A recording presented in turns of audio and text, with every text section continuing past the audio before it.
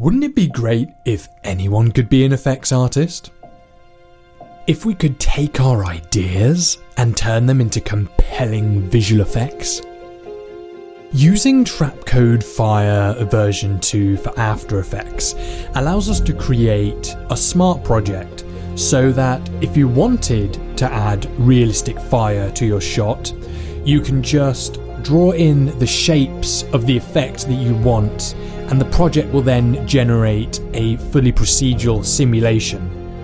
From here, we can customize all of the effects like wind speed, atmospheric haze, and camera position. And it will even generate a photorealistic final comp complete with all the compositing options you'd expect to see, like heat distortion, lighting effects, and color correction. If we add a smoke trail, the project is able to add shadows. We can then adjust the light direction, and those changes will be updated in almost real time. Let's say we want to completely recompose the scene. We can switch to a proxy simulation, which will allow the artist to make changes much more quickly. Trapcode Fire version 2 is going to be great for professionals and indie filmmakers alike.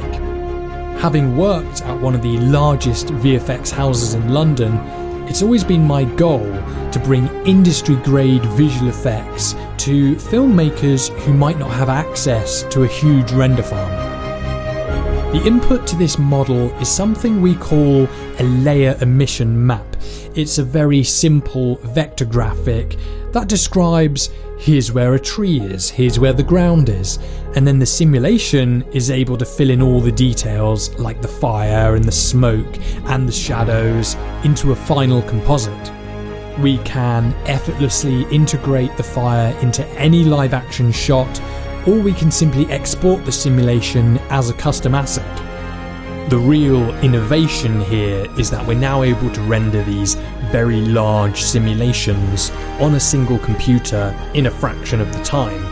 I really think that Trapcode Fire version 2 is going to be great for the visionaries of the filmmaking community.